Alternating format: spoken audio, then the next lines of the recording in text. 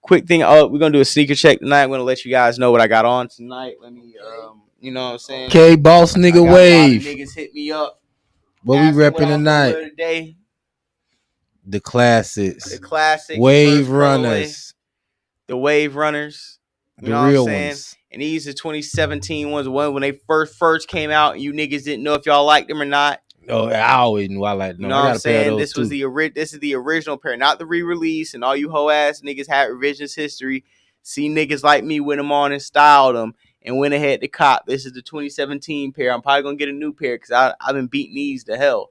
But what I am saying is, you know what I'm saying, every time from now when we come in here, we gonna be showing off that sneaker game and reminding you hoe ass niggas that you can never be as fly as me, even on your best day. La la la la la la la la.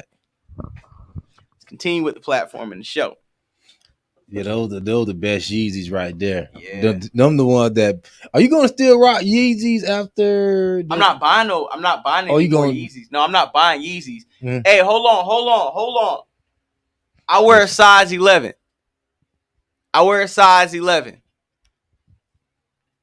In shoes. So any comments about my shoe size, make them. But all reality is I wear a size 11. So take that how you choose to. They probably just look small on camera. This is a big size 11. So I want to really get into this Boston Richey situation. Oh yeah, you've been feeding for that. Today. I've been really getting into this Boston Richey situation because being a Florida resident and having a lot of my views come from the state of Florida, I feel like it's only right that we talk about honestly the hottest artists in the last 12 months to come out of the state. I feel like Lil Tyler is definitely speeding up on that, but one part, they have the parts breaking up in segments. So after this little advertisement plays, if you would like to go to the part where they speak about Witness 3, that's Boston Richey, and he has other cases that he has spoke on with the police. And like I said before, I sat down, I watched it, I digested the situation, and I feel like I've seen enough to where I can give a informed opinion on the situation with Boston Richey and him cooperating with the police of his county. Now, Boston Richey is from where again? He is from Tallahassee. Last time I checked, Tallahassee, and he signed to Future, right? No, I don't think he signed the Future. I think he is signed to Future. Free band. I don't know if he's free bands. Let's. Let me see, cause we gotta. I don't want to put that on free bands if it's not. Free band is free band. He said he know. Boom, boom, boom. Yeah, right there. Record label free bands. If he FBG from he's from Tallahassee. His real name is Jaleel Foster. So that's who you're gonna see them referring to at the video. And yeah. So that's what I'm doing. I thought he wasn't that hot, but FBJ put me up on him. I thought he was just another nigga.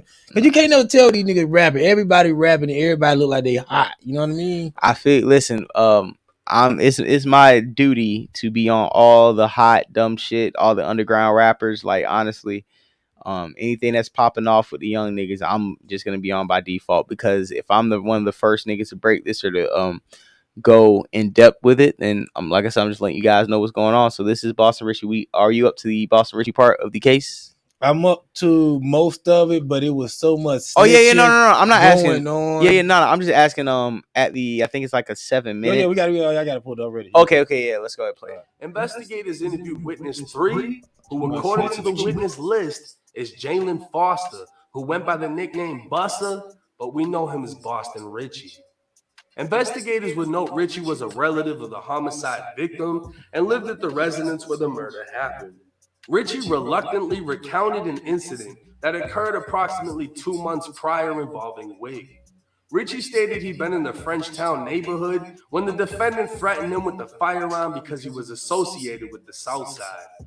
Roughly a week later, investigators interviewed witness 4, who according to the witness list is Trey Moore and goes by the nickname Loudy or Loud.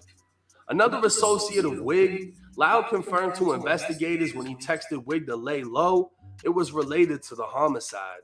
Loud told investigators him and Wig spoke in person, and Wig confessed to the homicide.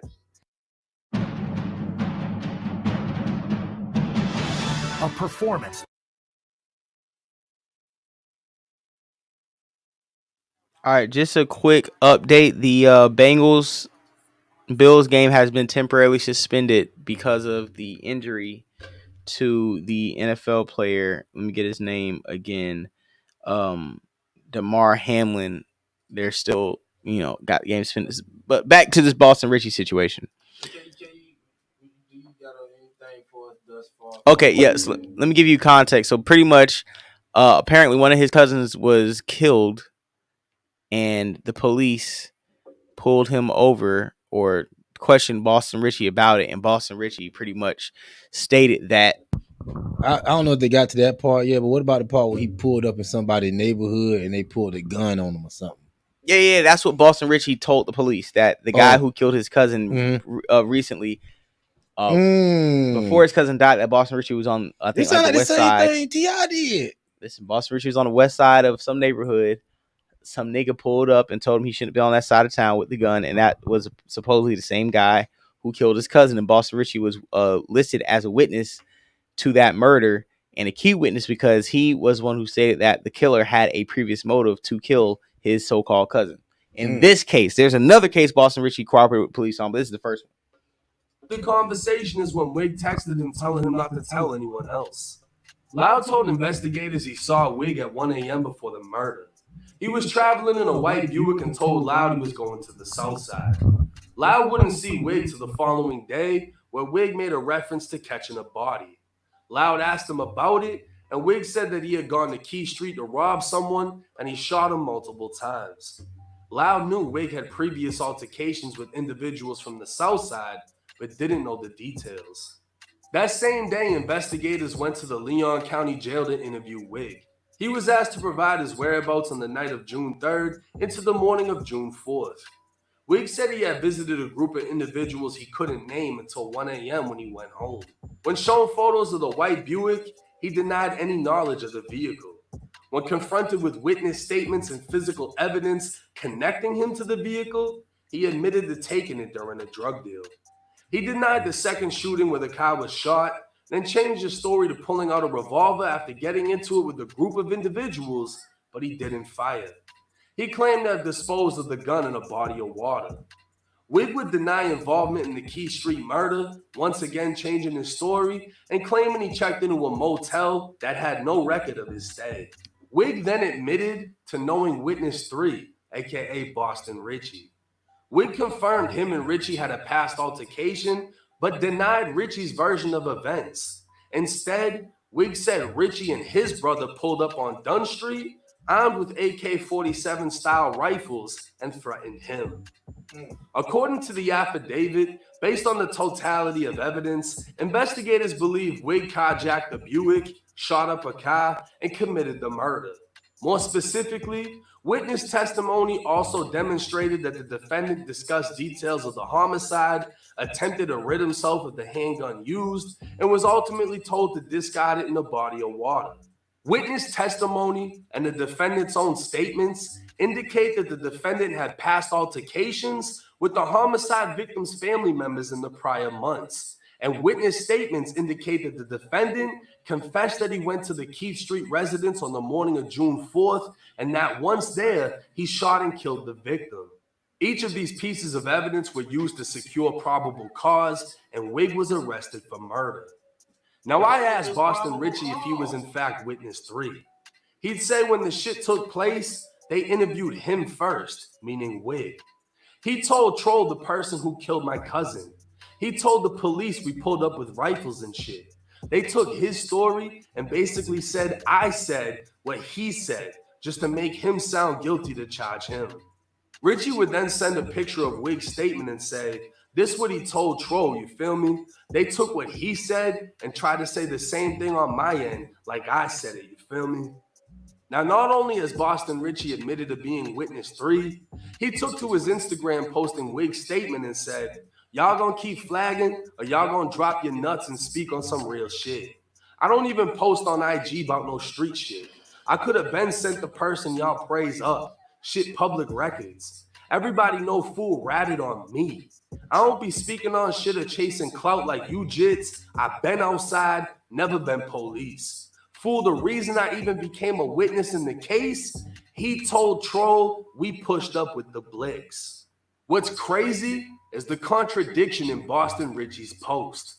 He's claiming Wig snitched on him by telling the police he pulled up with guns. And because of that statement, Boston Ritchie became a witness. But this is a lie. According to the affidavit, Boston Ritchie was interviewed by police on June 23rd, the same day he was arrested for loitering and prowling. Wig wouldn't be interviewed until June 29th, 6 days later. Boston Ritchie could have at any point in time denied speaking with police and wasn't even being questioned about loitering, which was why he was arrested. Instead, he identified Wig by a photograph to police, told them he'd previously been threatened by Wig, and maintained that the Key Street murder was not a result of the altercation or any criminal gang activity Ritchie may have been involved in, meaning Ritchie wanted to clarify to police he had nothing to do with the murder. What? His sworn statement would make him an official witness in the murder case, and his name would be concealed because the information he provided pertained to a possible motive. His sworn statement would also be used as evidence in finding probable cause to charge Wig with murder. Now, Boston Ritchie is saying Wig ratted on him for telling police Ritchie pulled up with guns. So that would mean Ritchie ratted for telling police Wig threatened him. But Boston Ritchie didn't just rat too, he ratted first. Wig was asked about Boston Ritchie's statement, denied it, then gave his own. Wig would later plead no contest and be sentenced to 15 years in prison for second-degree murder and possession of a firearm by a felon. Now, Boston Ritchie would dismiss the accusations against him as NFL Tuewop hating and trying to blemish his image. Boston Ritchie's team would point out that Tuewop is from the Holton Street Apartments, the same apartments Boston Ritchie and Future shot a video at and handed out over $10,000 worth of sneakers. Ritchie's team would argue if he was a rat, why hasn't anyone done anything about it? They further accused Tuewop of just trying to gain clout after getting signed to Kodak 3 months ago. But Tuewop would claim he got the paperwork from someone in Boston Ritchie's own hood and exposed it as soon as he got it. Regardless of whose side is more convincing, the paperwork doesn't pick a side. So, first of all, I think we can agree that on this first case, Boston Ritchie definitely cooperated with the police, and that can definitely go down. No matter if somebody murdered your family member, that is definitely going to go down as snitching, especially that you're one of the witnesses in a murder case. Would you agree? I agree. And T.I. is a snitch too, because T.I. did the exact same thing. Yeah, with his homeboy in Cincinnati, right? Yes. So, which, I mean, depends on who you is, nothing wrong with it, but you know, you talking tough and you gangster and you pulling up on niggas with choppers allegedly, keep it in the streets. To me. Listen, man, I'm a fan of Boston Ritchie's music.